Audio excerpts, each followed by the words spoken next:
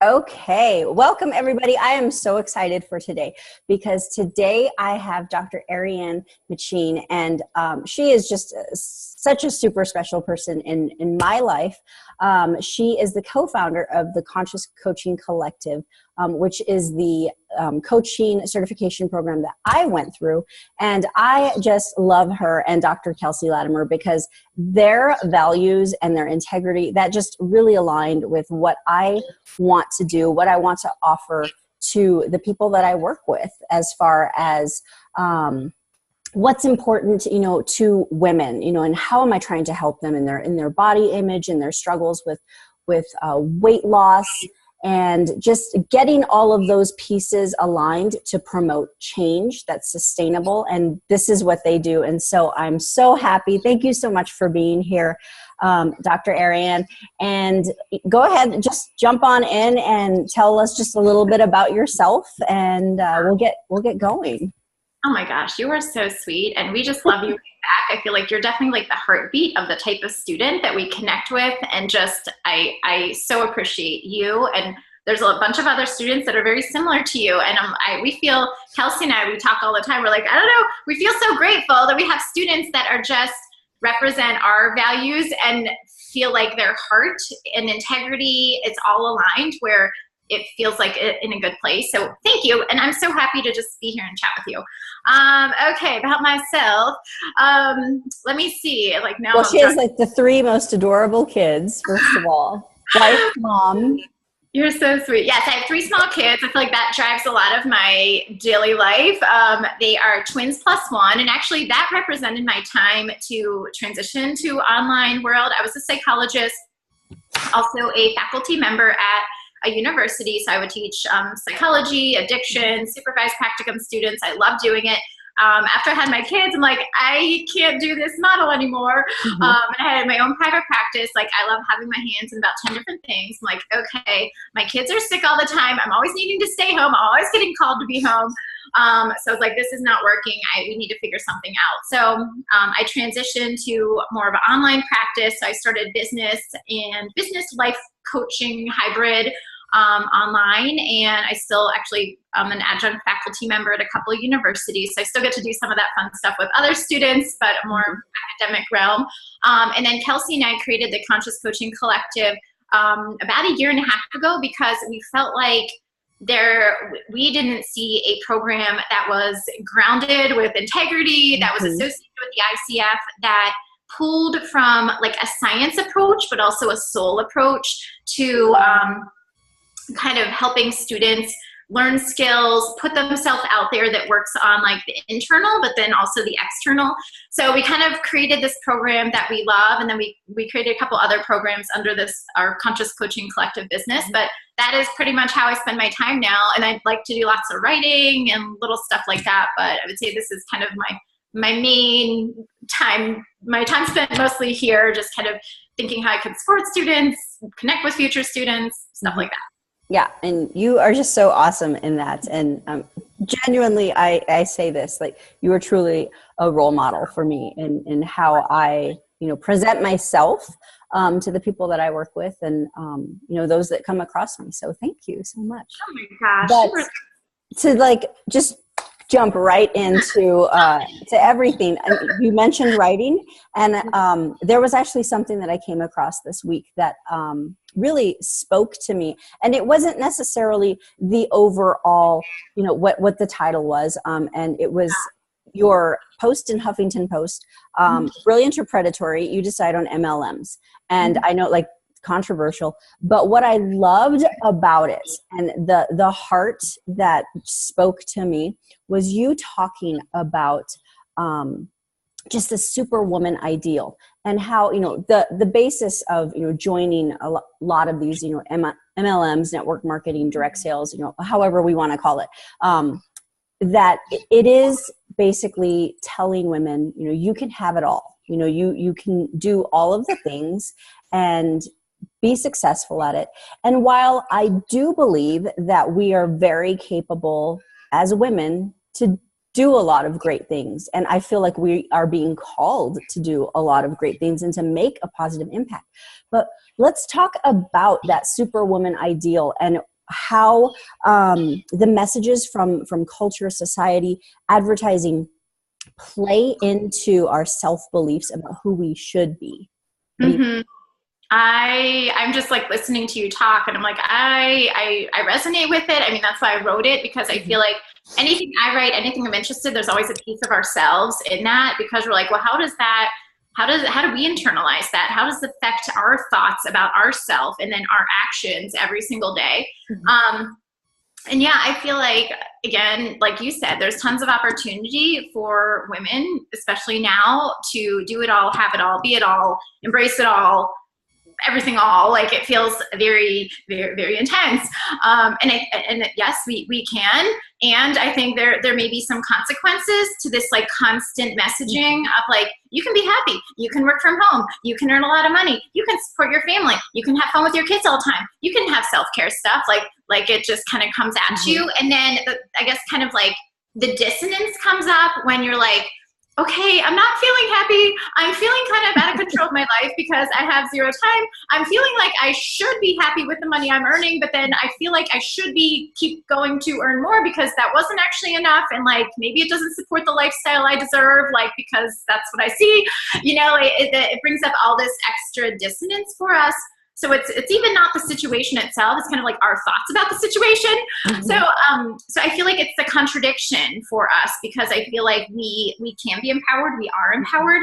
And then I feel like that perceived empowerment is the thing that directly contributes us to feeling like heavy failures about what we're doing and where we're at. So I feel like I was kind of trying to bring up this contradiction that like, is it women's empowerment or is it like us suffocating women's empowerment because we can't do those things? Like it's impossible actually to do all those things and like feel wonderful and maybe there's a person that does it really well. So I don't say it's impossible, but I mean, I feel like if you're supercharged, continuing, kind of perfectionistic, keep wanting to work really hard in all areas, and I feel like most women that I know do, you just can't keep that pace, and you're never going to be quite satisfied in kind of whatever you're doing. So then you're going to be like, I'm kind of like somehow, and maybe you won't even be able to put your finger on it, I'm kind of unhappy. I'm kind of like dissatisfied with myself. I don't even understand it because I have all these things. Honestly, that's what I feel like I hear from people that I might work with. It's like, I'm kind of like, I should be happy. I have everything. I have like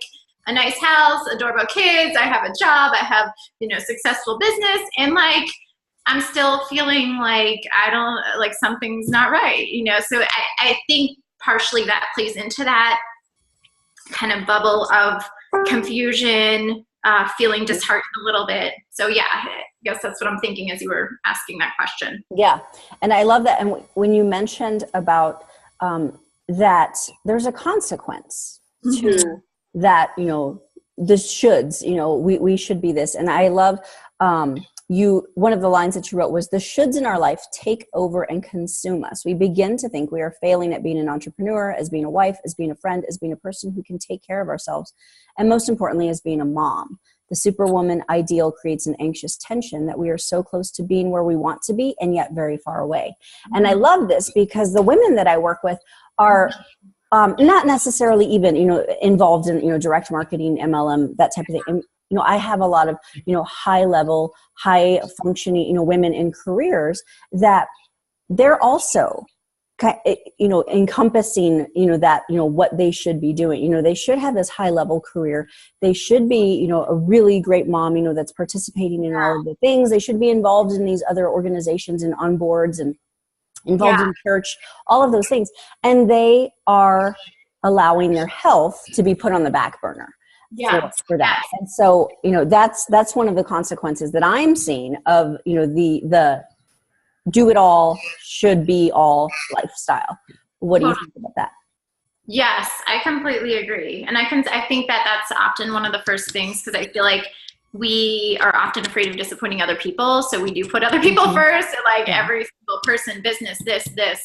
And I feel like it's easiest to prioritize ourselves last because we are only accountable to ourselves. I feel like when we're, dealing with other entities, and even when we think about our businesses or working. I mean, we're kind of accountable to a lot of other people and kind of participate. So I feel like there's also pressure, like you can't, even like taking care of kids, you can't stop doing that, really. Right. You know, but if you're not there, things do happen and they're not all good. So like you have to be present, you have to be there, you have to pack lunches, you have to do the laundry, you have to like get all these things. So I feel like it's natural that is usually the first thing that the self-care stuff of like not eating mindfully, not prioritizing time for exercise or feeling like there's no time for exercise. Not just giving yourself like thinking time. And there's some seasons that might be, I was just thinking of my kids are in track out, a couple, we're in a year-round system in North Carolina. And I'll tell you, they're home for 3 weeks and then they're on for 9 weeks, home for 3 weeks. And usually the 3 weeks goes a little bit longer. So it's kind of a hiccup schedule. It's nice, but I feel like during those 3 weeks of track out, like me and I know the other moms on the bottom, like by the end of 3 weeks, you're like, I need time and space. I know there's some seasons like it's really challenging. Right. For people that work, I mean, it is challenging. And like, how can you invent little pockets, try to find little pockets, create time? Because just even having like quiet brain time makes a huge difference. So what would be a suggestion for you for women that are in that place and they feel like they absolutely cannot put themselves first? And one of the things that I work with and I talk to them about in coaching is, you know, the things that you are doing, they are all very important. They each have an importance and they each have a role. However, you know, during seasons, like you mentioned, there are, I guess, times that some things do get pushed back to the back burner. But how do we keep health at the forefront? It's such a good question. It reminds me of something we talk about in our course, the Stages of Change model, because I feel like we can never convince somebody like, you need to do this. I mean, I feel like if they're talking to you, they're definitely in pre-contemplation action or preparation mode of like, so it depends on kind of when you're meeting with somebody, but I feel like if they're at a point where they're talking to a coach, like they recognize that possibly there's something happening, they're not taking care of themselves, they're feeling physical effects of not being able to have some time for themselves. So I'm thinking that makes a difference. Like your intervention is going to make a difference of like where they're at and like wanting to make a change. And I think also, and not just thinking about it, but the follow through. And I think that's where you're going to have to identify the person of like, what do they need help with? What do they need specific help with? So if a person's coming and they're like, I don't have, so is it like they need strategy on finding resources that could help them in that area? Like, is it going to Orange Theory 3 days a week? And like, you're going to commit to going to those, you're going to support them through the process. Or what do they need brainstorming help with? Is it just identifying a time of day that works for something? So I guess it's dependent on that person's need of like, what do they specifically need their help with, depending on where they are in their stages of change. Was that a big answer? Yeah, no, that was good. That was good. Because, you know, so many women, you know, they are confused, but yet they do have to definitely acknowledge, you know, that there is something that needs to shift, something that needs to give. And where are they as far as their want to make that change? And and what's the ability, you know? Yes, totally. I was going to say something that they probably are doing that they can implement like kind of immediately is, and this is probably what you help them with, is they don't need to create extra time for this, but you know, the umbrella of self-care includes how we talk to ourselves. And I feel like that is a main thing, because I'm sure they might be beating themselves up, feeling guilt, shame about whatever they're doing. You know, some of that just internal self-talk, awareness of it, and then kind of just like shifting it a little bit to be more grace-filled, to be more open, to be more like kind. You know, I feel like that's a starting point where they don't have to create more time for anything. But I think kind of hit into just like that self-care too, you know, kind of treating ourselves, talking to ourselves from like a good place. And it's not easy to do. I mean, sometimes it's really hard because maybe we've been talking to ourselves in a certain way for a long time. That pattern is not always easy, but so it might be like, let's be aware of like when that happens, what are the consequences, and like shifting it just a little bit. So it's not so like hard, you know, hard on yourself. Yeah. And, you know, this brings to mind something, you know, I tend to see, you know, women that, and I'm sure that you've seen this as well, you know, in the type of psychology that you practice, but with women, it seems like they just want to address, you know, the food piece. Yeah. It's just a food issue. And in fact, I have to show you this. So I was just standing in line at CVS waiting to check out. And so I see these two, like little magazines. And so this one is like, drop 1.5 pounds every day. And then this one is like slimming detox water, lose 30 pounds without dieting. And I was like, oh my gosh, okay, I'm grabbing this and we're going to talk about this, because that's the focus, like, okay, how can I lose 30 pounds in 2 weeks? Like, let's do this, and I'm like, okay, I'm not the girl to do that, because there's so much more that plays into that. And what I'm seeing is that there are a lot of triggers, emotional triggers that have to do with a lot of, the not having mindful eating and poor health habits, not putting themselves first. And that can be, those triggers can tend to, either overeating, over-exercise, that punishing our bodies. What are your thoughts on that with, regard to, quick fix and, those emotional triggers and why they basically don't play together? Yeah, I am so glad you said that. And actually I have my iPhone app right next to me over here, because I just had some note, like I was just kind of thinking out loud of like, what would be some things I definitely want to mention here? I didn't even know what our conversation was all going to be about, but it's so funny because in bold, I literally wrote, you must treat the cause of overeating or your results are going to be temporary, which is exactly speaking to what you said. And it could be overeating, but you could insert emotional eating. You could insert like starving yourself, like whatever you're kind of doing. Right. Yeah, you have to understand, I feel like it's kind of two-tiered. You must understand the root. Like what are the layers of like stuff? And that's not easy. That's why I think having a coach to kind of understand like what do some of those layers look like, because there is not just one thing. I mean, it's a combination of factors, but then you do want some strategies of like, what can I do when I do this? Like, this is not what I want to be doing. So kind of understanding like underlying stuff, but also specific strategies to like help yourself in those moments of like, what can I do? Like, I don't want to do this. I want to do this instead.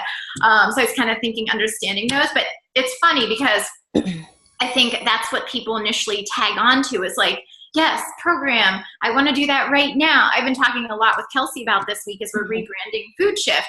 And it was funny because we even picked our name Food Shift because I was like, it's kind of like ambiguous in a way. I don't want to ever be like weight loss program now. Right. It's funny because those types of tags that you're saying, identifiers on the front of the magazines, like that's what people connect with because they think like that's the thing that's gonna like suddenly that's gonna change things. But it's all the pieces. I feel like that's the like kind of root heart of like once you can understand some of those other things that have played into this pattern, because I'm positive it's not a new thing for many people, then you're going to get some awareness insight into like this is how you shift it moving forward, so you don't have to rely on a monthly subscription to a product. You don't have to like pay somebody all the time to like you're teaching them the skill for them to be their own tool of change or agent of change, and I think that's the beauty of coaching. Honestly, I believe in it so much. I love it because that and I think that's the premise of our program too. Is like you empower the person so they rely on themselves. They're not relying on like and they can use people for support. That's not what that means, but they know that the tools are within and that they're capable of doing that. Yeah. And that's so powerful. And, and I've been told that the way that I, market, and position myself, to be accessible to future, potential clients, is that I should market more towards, weight loss, but that's not the heart of it. And, myself in my own story, like that was just such an ongoing struggle. And it's very easy to just get into that, like, okay, well, like I just need to be super strict in my regimen for the next, 2 weeks, to get into this dress for this event or whatever it is. And I realized, I had to pump the brakes on that because I realized, okay, it is a temporary fix. Like it is not changing what's going on inside my head to cause that, that stress eating or, I'm just going to stop working out, like, okay, it's done. I accomplished the goal. So now I stop doing the things. And then, you're back in the same place. And so, I don't like to tag, anything with like, it's a diet. I want to be, a resource, it's almost like a map, like here's kind of, a road. And there are so many different ways to get to the place that you want to get to. And what worked for me, what my journey looked like is going to be entirely different. Yeah. But I just find, just kind of that approach to it as, dieting. Yeah. Yeah. Is really like, I think, a slippery slope to go into, and what are your thoughts? It's funny. I have a love-hate relationship with like the taglines you just mentioned, because I feel like that's what people pay attention to. I mean, and I don't have the answer, because I'm like, well, talking to Kelsey this week about the title, like if we rebranded Food Shift, what should it be called? And I'm like, well, it's very marketable in this way because it's very simple. It's to the point, like end this now, like fat loss now. At the same time, I integrity, ethics underpin everything. And you're like, well, I don't want people to just already buy into this idea that like that is just the goal of the program, because it's much greater than that. But then also in the back of my mind, I have this, what is that saying? It's like, sell clients what they want to hear and teach them what they need, that kind of mentality. So I was like, okay, should we sell them exactly what they need? So weight loss now, whatever. And then teach them like, it's actually much more than this, but you wouldn't have bought the program if you didn't realize. So we had to market it this way. So I honestly don't have it like, this is how I'm going to do it, because I have this whirling thoughts of like, well, it could be this or this. And I guess it's then like what you feel like you need to do in that situation. And you can always change your mind. But so it's like a tough situation. It's interesting. I feel like if you had and maybe not that people don't like, if they're like weight loss now, I feel like if you put deliberation, intention, thoughtfulness to that, and that's what you need to do, perfect. I feel like there's way too many people out there that like, they don't have anything beyond like, drink this shake every single day, 2 times a day, subscribe to the home subscription, take these supplements, and that's amazing, So and you're done, you're fixed. And you were like, golden, but make sure you stay with us for like the next, whatever, year at least, we'll need your deposit.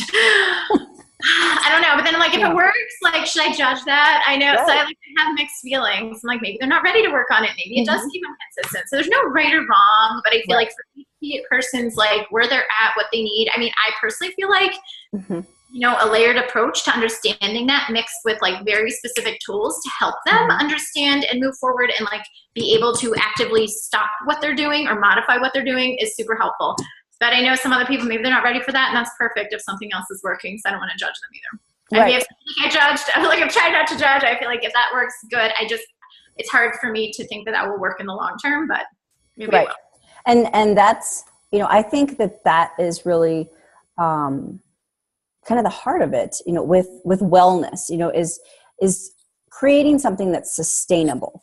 And, that's my desire. And I feel like I, maybe overemphasize, like, hey, if you're looking for the like extreme, like before and after, with my program, like that's not what I do, like it's all encompassing, we're talking about like, what does your life look like right now? What is your schedule? What are the stressors in your life?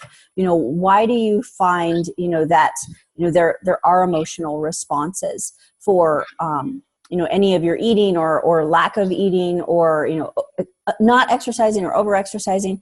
But what do you think, where's the danger in the comparison? Because I mean, even myself, I'm a woman, I'm not immune to any of the messages out there. And so it is hard to be like, oh gosh, like she just has it so together. And how does she do that? And, oh, okay. So like she did this program and now she's good, like she, so what are your thoughts on just comparison and the danger of that? Yeah, what comes to mind when you just said that was, have you seen Taryn Brumfit? She's the one that her post went viral. She was the one who was like super fit, physique model. She's Australian. Yes. I saw her documentary. Yes. Oh, Embrace. I still need to see that. It was so good.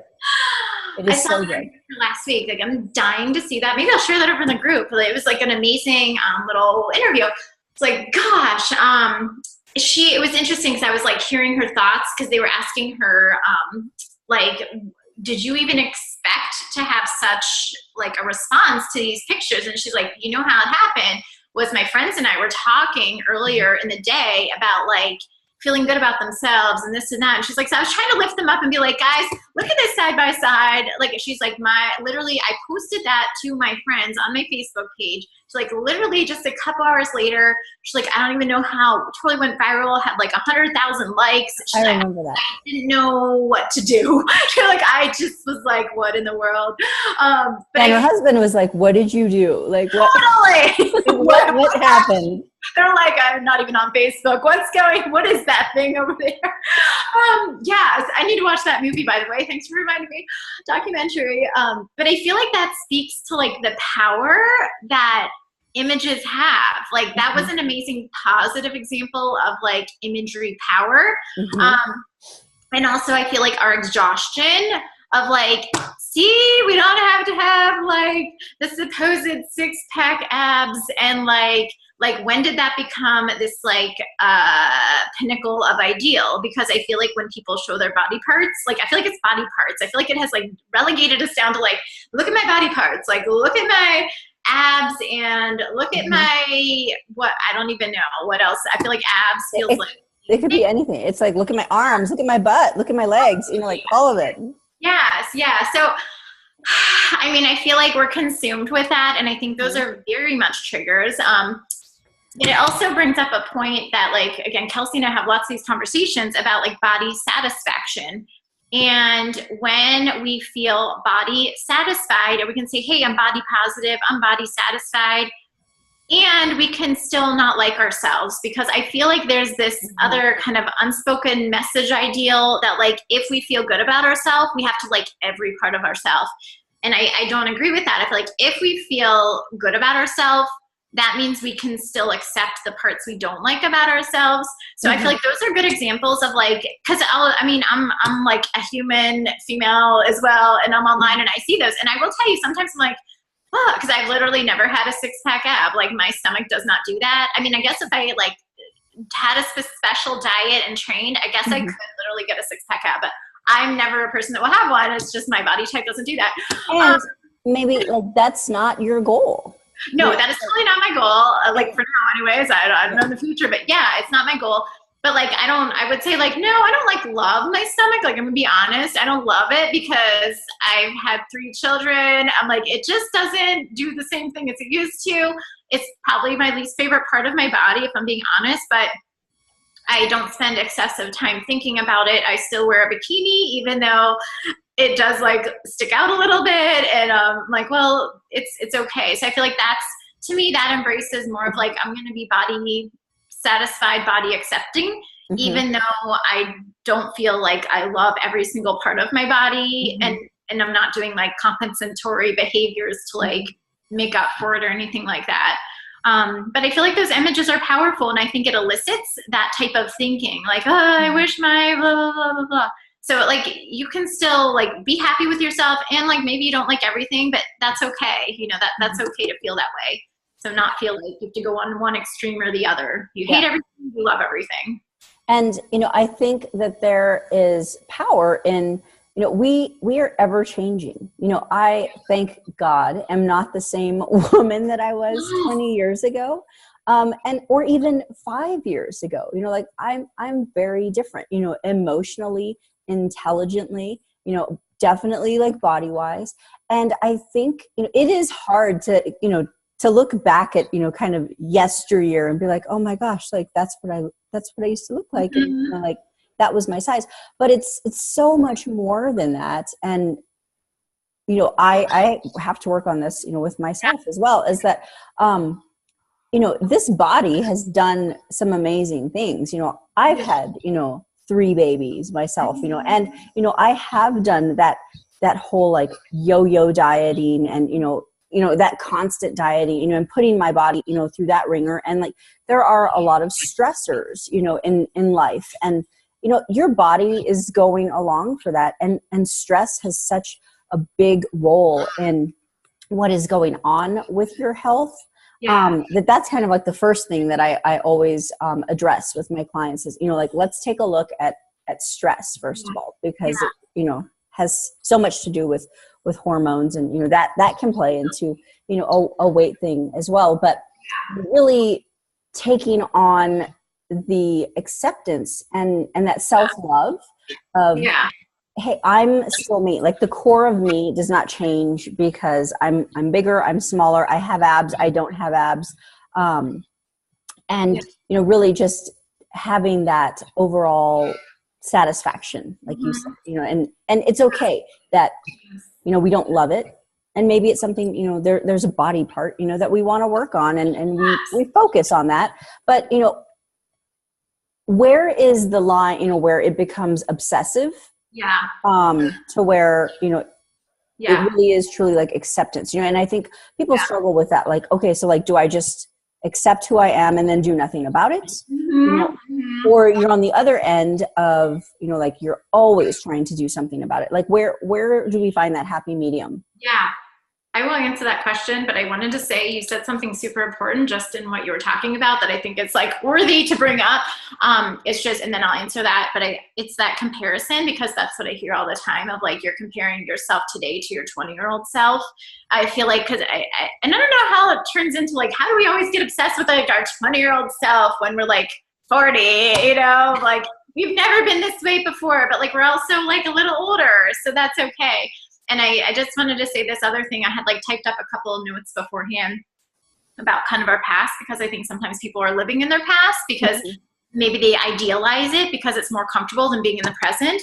But I feel like this kind of affirms of like why we can stay in the present and also look for the future. So it's your past cannot create your future if you want your future to be bigger than the past. So it's kind of saying, like, with this idea of evolving and growing, like, yeah, we can spend some time in the past, but like, if we want to be bigger and better and stronger and like more evolved, like, we got to move forward. We can't just stay in the past because that was like our past self, and not idealize our past self. And I feel like so many people would resonate with like what you said about that, because I think that happens a lot of the time, like, because it's not the situation, it's our thoughts about the situation. So if you're unhappy with your body size and shape right now, a lot of people are like, well, I never weighed this much, or I never was this weight because when I was like 25, like, I should be this weight. It's your thought of like how the situation should be that's bringing up the dissonance about the situation.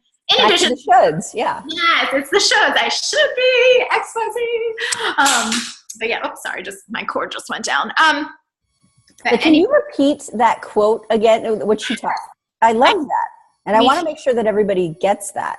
Let me say it again. I know I had to write this down because I'm like, it's hard to internalize. Like, and I was actually going to make a little post about this today, because it's almost like you have to think about it. So it's, your past cannot create your future if you want your future to be bigger than the past. I love it. Me too. I'm getting a shirt. Say it again. I'm getting a shirt with that made. It's like, it like makes you pop. Like, what does that mean? But I love it. It's like, you don't need to say that. No, yeah. Yeah. Because I feel like people are like, I should weigh this because that's what I was in the past. But like, maybe you're different now. Like, maybe you're like, because and like, and I guess this has been on my mind because I am just about 40. So like, I feel like things changed in your body when you turn 40. Like, things that you're like, I didn't know that. Okay, and like 40. Okay, I'm like feeling old now, like kind of old. Like, I don't feel like I really look old, but I'm like, my body knows it's almost 4. Like, I'm just about there. Like, I feel like things just kind of do things a little differently. They do. Yeah. I just hit 40. Oh my gosh! On Wednesday. Just me. That's great. Yeah, I just hit 40. You look so young. What? I know. Don't we look great? You totally do. What? You're I'm actually surprised. I thought you were like 30. How come I never knew your age? Let's go with that. Yes. But, so I'm 40. But in that, there has been like so much like self-contemplation and like introspection of, and it was funny because I was having a discussion yesterday where I said, like, I remember when I hit 30 and like, I felt like, oh my gosh, like I'm an adult now. And my dogs are like being insane right now. Oh my gosh. They always do this. Like, oh, she's doing something important. They feel your energy. Like, she's really happy. She's really fun. So when I hit 30, I remember there being this whole like, oh my gosh, like I'm really like, doing the adult thing. And like I had already had, like I had my babies young. And so, like I had 3 kids before I was 30. And I remember saying like, okay, I think 30 is going to be good. But when I hit 40, like someone's going to need to hold me. As I was approaching 40, I was kind of getting excited about it because I'm like, no, I think the 40s are going to be like just this like super powerful decade for me, because I just feel like I'm kind of like growing into myself, truly realizing like, who God has made me to be and what I'm called to do and the people that I'm supposed to help and how my story is going to help other people in their journey. And I don't know, like I'm excited. And like, yes, like my body has been doing some like crazy things in this past year. And a lot of them, I've kind of been like, I don't like that necessarily at all. Like that can go away. But also knowing like, okay, like that's also a signal to me, like that maybe like some things do need to like be changed up, within my routine. And, am I getting complacent in some areas? And, just like I work with clients, and coach them and putting health at the forefront, like I've also been neglectful to myself in that way. And, but really still knowing that, I am me and, my pant size is not going to regulate, who I am to other people. And it doesn't change me overall, my overall person, and, my soul and my inner being, that doesn't change. Yes. And this also goes just down to the daily actions of self-care, because I feel like if you're doing daily actions of self-care, you honestly can't be that far away from like taking care of yourself. If you're like mindfully eating, if you're mindfully moving, if you're kind of treating your body, yourself, your mind kind of with like a respect, I'm having a hard time thinking like you really can't be that far, too far from like not taking care of yourself at all. I feel like that's why like just having some of those daily, just make it part of your routine, little daily things you do to take care of yourself, like that's going to build you up a lot more than I think we probably even give it credit for. Yeah, absolutely. And I just loved all, and I could talk to you for like another hour. Oh my gosh. But I want to be respectful of your time. And I know you've got things to do today. So maybe we'll do a part 2 and maybe we can get Kelsey to jump in. Oh my gosh. Yes. She would love to jump in. She would have loved to be here too. Yes. But let's, if you could tell people like where they can find you online, and you also, you and Dr. Kelsey Latimer have a book. Yes. And I'm like crazy excited to get my hands on it. But like, can you share and tell the audience where they can find you? And yes. So we're over at the Conscious Coaching Collective. It's almost, as you were saying in the beginning, like, is that a tongue twister?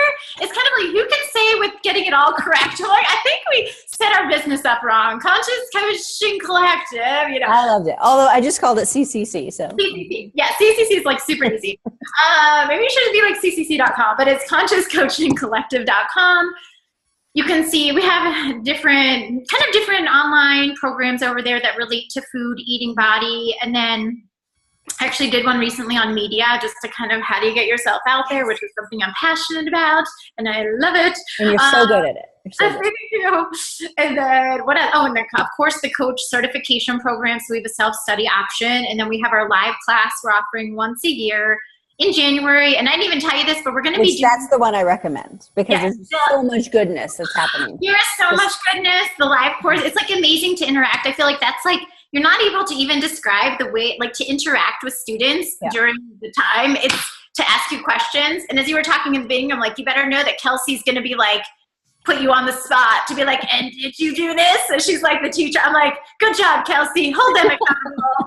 Like, I can't do that, but you do it. Like, we're like very counterbalanced. I'm like, good job, Kelsey. So you will be keeping up with everything, because she'll be like, and why not? And no one's answering here. Why is that? It's really funny in a good way. So we have that program, and we will be having like, I'm thinking it's gonna be next year, but we're gonna start like a little in-person retreat at some point. So I'll have to like a little gathering. I don't even know. Maybe we call it the gathering. It's gonna be cute, but that's like. And then we have a book coming out this winter. It is, the title may change. It's funny because we had our own title, and then the publishers. Yeah, they were like, this is your title. And we're like, okay, we'll go with that title too. Sure. So it's like called Breaking Free, a clinician's guide to helping kind of individuals with eating disorders, something to, I don't even know. I think that's generally I know it's Breaking Free. This is bad. I don't even know the title to my book.